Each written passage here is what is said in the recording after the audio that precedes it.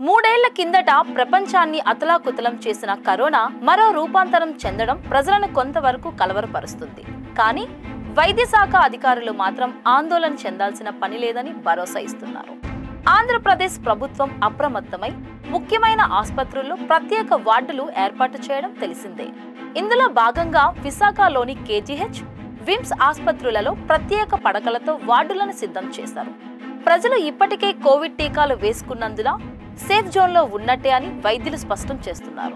సరికొత్త variant JN1 LF7NB 1.8 రూపంలో బయటపడడం గమనార్హం. విశాఖలో ఇప్పటి వరకు 2 కోవిడ్ కేసులు నమోదయ్యాయని అధికారులు తెలిపారు.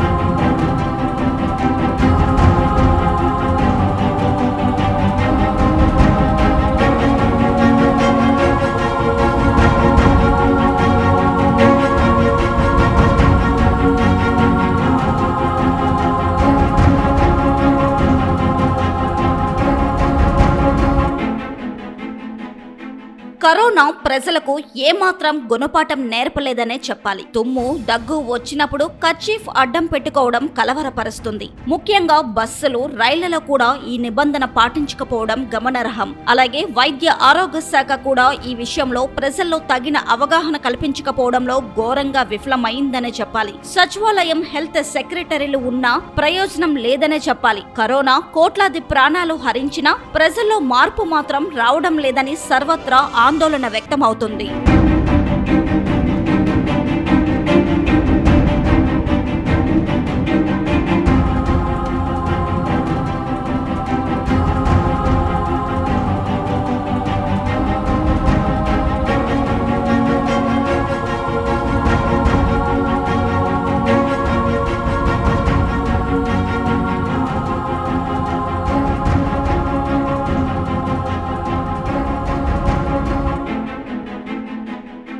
విశాఖ హనుమంతవాకలోని విమ్స్ ఆసుపత్రిలో 20 పడకలతో ప్రత్యేక వార్డు సిద్ధం చేసినట్లు డైరెక్టర్ డాక్టర్ రాంబాబు తెలిపారు. కోవిడ్ కొత్త వేరియంట్ పట్ల ప్రజలు అప్రమత్తంగా ఉండాలని, భౌతిక దూరం పాటిస్తూ సామూహిక కార్యక్రమాలకు దూరంగా ఉండాలని కోరారు. విశాఖలో ఒక కేసు నమోదు కావడంతో కోవిడ్ వైద్య పరీక్షల నిమిత్తం ర్యాపిడ్ కిట్లను కూడా అందుబాటులోకి తీసుకుని వచ్చారు. ర్యాపిడ్ కిట్ లో పాజిటివ్ అని వస్తే వెంటనే RT-PCR పరీక్షలకు పంపించి కోవిడ్ నిర్ధారణ చేస్తున్నారు.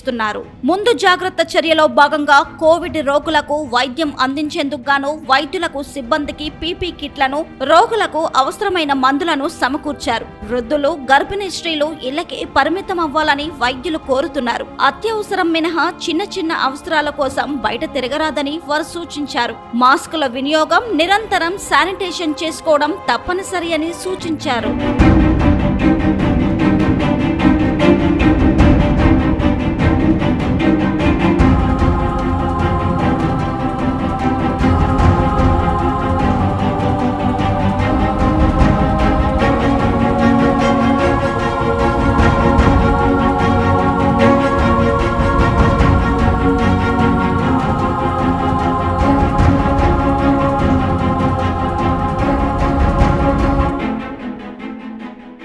విశాఖలోని HB కాలనీకి చెందిన వ్యక్తి మరణానికి కారణం కోవిడ్ కాదని జిల్లా వైద్య ఆరోగ్య శాఖ అధికారి P. జగదీశ్వరరావు స్పష్టం చేశారు. వాతావరణంలో మార్పుల వలన సాధారణంగా వచ్చే జ్వరాలు, దగ్గు, జలుబు వలన ఎటువంటి ఆందోళన అవసరం లేదన్నారు. అన్ని PHCలలోనూ కోవిడ్ పరీక్షలు చేస్తున్నామని వివరించారు. సచివాలయం, ANM, ఆశా వర్కర్ల ద్వారా ప్రజల్లో అవగాహన కల్పిస్తున్నామని ఆయన తెలిపారు.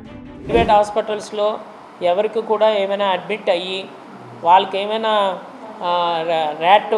ర్యాపిడ్ కిట్లో ఏమైనా పాజిటివ్ వస్తే వాళ్ళు నిర్ధారించడానికి వీలు లేదు.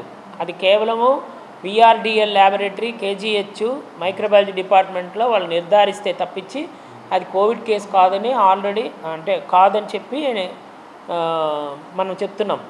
నెక్స్ట్ నిన్న కేసులో కూడా వాళ్ళు వితౌట్ VRDL ల్యాబొరేటరీ ఇది లేకుండా మరి వాళ్ళు డిక్లేర్ వాళ్ళేమో సర్టిఫికేట్ ఇచ్చేసారు. అలాగా VRDL ల్యాబొరేటరీ వాళ్ళకే పంపించాలి. అది మైక్రోబయాలజీ డిపార్ట్మెంట్ KGH ఆ కేసు ఏంటంటే చాలా మట్టుకి వాళ్ళు క్రానిక్ కండిషన్స్ ఉన్నాయి ఆయనకి. కండిషన్స్ ఉండడం జనరల్గా క్రానిక్ కండిషన్స్ ఉన్నప్పుడు, ఇమ్యునోసప్రెసివ్ కండిషన్స్ ఉండేటప్పుడు జనరల్గా కోవిడ్ సీజన్లోని పాజిటివ్గా కనబడతాయి. వాటిని కొన్ని ఫాల్స్ పాజిటివ్స్ అంటారు. అంతే తప్పించి కేవలం కోవిడ్ వల్లే మరణం కాదు అది. ఆయన క్రానిక్ కండిషన్స్ ఉన్నాయి కాబట్టి అది ప్రజలు తీసుకోవాలంటే కొద్దిగా దీని గురించి భయభ్రాంతులు అవ్వకుండా జస్ట్ ఇది సీజనల్గా వస్తున్న ఇదే తప్పించి ఇది ప్రజెంట్ మనకి ఆల్ ఓవర్ దీంట్లోని ఎండమిక్గా ఉంటున్నాయి కేసెస్. ఎండమిక్ అంటారంటే అక్కడక్కడక్కడ ఉంటాయి సంవత్సరం మొత్తము, కానీ సీజనల్ వేరియేషన్కి వచ్చేటప్పటికి కొద్దిగా పాజిటివ్లు పెరుగుతాయి. దానివల్లని మనము భయభ్రాంతులు అవ్వక్కర్లేదు. అవేర్నెస్ ఆల్రెడీ మనం చెప్తున్నాం ప్రతి వాళ్ళకి కూడా.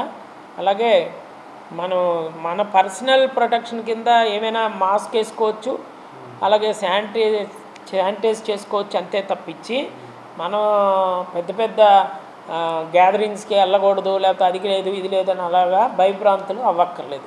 కేజీహెచ్లో 16 పడకలతో కోవిడ్ ప్రత్యేక వార్డు అందుబాటులో ఉందని సూపరింటెండెంట్ డాక్టర్ శివానంద తెలిపారు. ప్రజలు కోవిడ్ టీకాలు తీసుకున్నందున ఎటువంటి ఆందోళన చెందవద్దని కోరారు. ప్రజలు మాస్క్, శానిటైజర్ వినియోగిస్తూ అప్రమత్తంగా ఉండాలని ఆయన సూచించారు. ఒక ప్రైవేట్ ఆసుపత్రి నుంచి వచ్చిన కోవిడ్ రోగి డిశ్చార్జ్ అయ్యారని ఆయన గుర్తు చేశారు.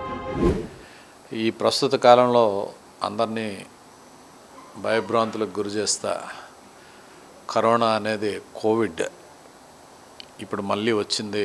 దీనివల్ల పేషెంట్లందరూ చాలామంది దీనికి ఇన్ఫెక్ట్ అవుతున్నారు. దీనివల్ల ఏమైనా ప్రాణాపాయ పరిస్థితి ఏమైనా ఉంటుందా, లేకపోతే దీనివల్ల హాస్పిటల్లో అడ్మిషన్స్ అన్నీ ఏమైనా ఉన్నాయా అనేది కనుక్కోవడానికి మన మీడియా మిత్రులు వచ్చారు.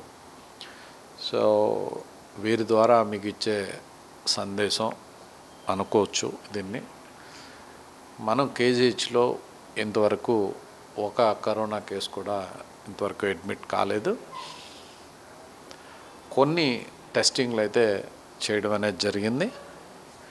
ఈ టెస్టింగ్లో మనకి బయట నుంచి కొన్ని కేసులు పాజిటివిటీ అనేది రావడం అనేది జరిగింది. బట్ అవన్నీ చాలా సింపుల్గా ఉండి వాళ్ళందరూ హ్యాపీగా రికవర్ అయ్యి ఇంటికి వెళ్ళి హాయిగా ఉండడం అనేది జరిగింది. రీసెంట్గా మనకి అపోలో హాస్పిటల్ నుంచి ఒక కేసు మనకి రావడం అనేది జరిగింది. అది పాజిటివ్గా వచ్చింది.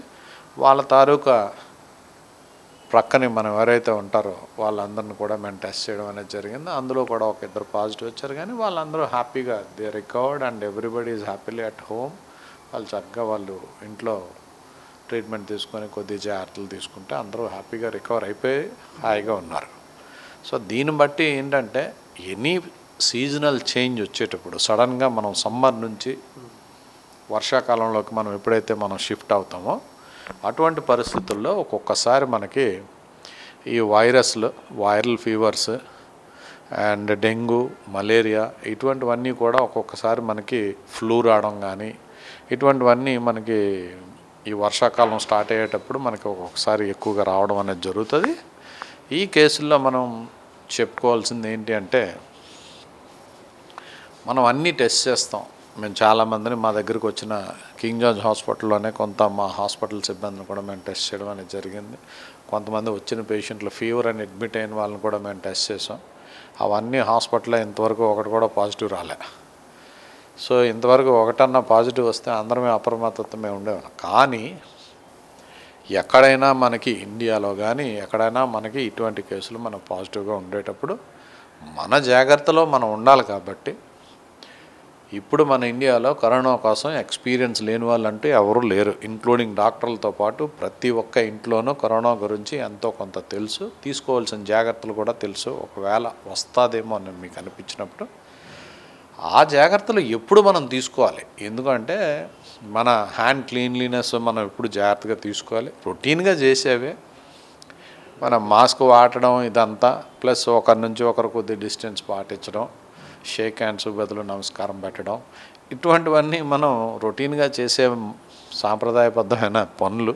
అటువంటివి మనం రొటీన్గా చేసుకుంటే మనం ఇటువంటిది ఏదైనా మనకి ఇన్ఫెక్షన్ వస్తుందేమో అనే భయం నుంచి మనం కొంతవరకు మనం హ్యాపీగా ఉంటాం. పబ్లిక్ అందరూ కోవిడ్ టీకాలు ఆల్రెడీ తీసుకున్నారు కాబట్టి ఇప్పుడు వచ్చే సిమ్టమ్స్ ఎలా ఉన్నాయి సార్? సీరియస్ సో ఇది మనకి వచ్చిన ఈ 2 కేసులు ఏవైతే ఒక ఫ్యామిలీ నుంచి మనకు వచ్చాయో అవన్నీ మనం జీనోమ్ సీక్వెన్సింగ్ కూడా పంపించాం. దాంట్లో పాత ఒమిక్రాన్ వైరస్ మనకి ఏది సింపుల్ ఫీవర్ ఇది వచ్చి వెళ్ళిపోయే వైరస్ అదే వైరస్ అని మాకు రిపోర్ట్ వచ్చింది. సో అందువల్ల మీరేం పెద్ద కంగారు పడాల్సిన అవసరం లేదు. ప్రజల్లో దీనివల్ల భయభ్రాంతులు కలిగించి ప్రాణాపాయ స్థితిలో ఉండేటంత కరోనా ఇన్ఫెక్షన్ అయితే ఎక్కడా ఇంతవరకు మాకు రిపోర్ట్ అవ్వలేదు. ఇంతవరకు అందరూ హాయిగా చక్కగా మీ పనులు మీరు సక్రమంగా చేసుకోవచ్చు. కొద్దిగా అప్రమత్తతో ఉండడం అనేది ఎప్పుడు మంచిది. బయటికి వెళ్తే మాస్క్ వేసుకోవాలా, చాలా జాగ్రత్తగా ఉండండి. వాటలు కూడా మాస్కులు ఉంటే వెళ్ళండి, జాగ్రత్తలు పాటించండి, అంతే కదా. మేము సేవకాలం నుండి వచ్చి అంటే పాజిటివ్ కేసు వచ్చింది అన్నారు. సో మాస్కులు లేనిదే లోనికి అలౌ చేయను అన్నారు.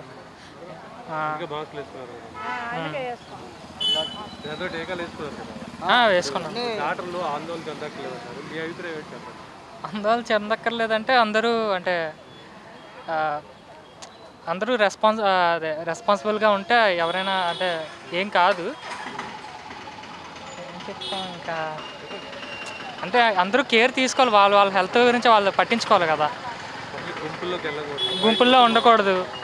అంటే నైట్ పార్టీస్ కానీ అంటే చుట్టూ మన హెల్త్ కేర్ మనం తీసుకోవాలంటున్నాను. అంటే ఎక్కడికక్కడ స్పెషల్ ఎక్విప్మెంట్ అని అది అన్నీ ఏర్పాటు చేసుకున్నారు లోన.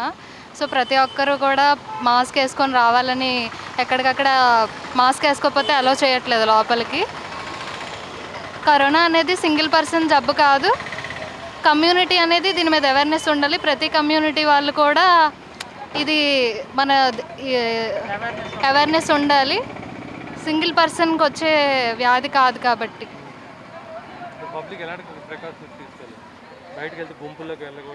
గుంపుల్లోకి వెళ్ళకూడదు, శానిటైజర్ యూజ్ చేయాలి, ఫ్రీగా ఎయిర్ తగులుతున్న ప్లేస్కి వెళ్ళాలి, మాస్క్ యూజ్ చేయాలి, పక్క వాళ్ళతో మాట్లాడేటప్పుడు కూడా కొంచెం డిస్టెన్స్ మెయింటైన్ చేయాలి, హ్యాండ్ వాషింగ్ చేసుకోవాలి. ఏ ఆబ్జెక్ట్ ముట్టుకున్నా, ఎవరి దగ్గరికి వెళ్ళి వచ్చినా, ఏ వస్తువు ముట్టుకున్నా, ఇలాంటి హాస్పిటల్ ఎన్విరాన్మెంట్కి వచ్చినా ప్రతిసారి హ్యాండ్ వాషింగ్ స్టెప్స్ అనేవి ఫాలో అవ్వాలి. డాక్టర్స్ ఏం చెప్పారంటే ప్రతి ఒక్కరు మాస్క్ వేసుకొని ఓన్లీ సింగిల్ పర్సన్నే అలో చేస్తున్నారు లోపలికి, అందరినీ అలో చేయట్లేదు. ఉంది సార్, ఓన్లీ సింగిల్ పర్సన్నే అలో చేస్తున్నారు. ఎక్కువ నిన్నటికి ఈరోజుకి తేడా ఏంటంటే నిన్న ఎక్కువ మందిని పంపించారు, ఈరోజు కేసు వచ్చిందనగా ఆ ఫ్లో తగ్గిపోయింది. చాలా తక్కువ మందినే. సుజాత నగర్.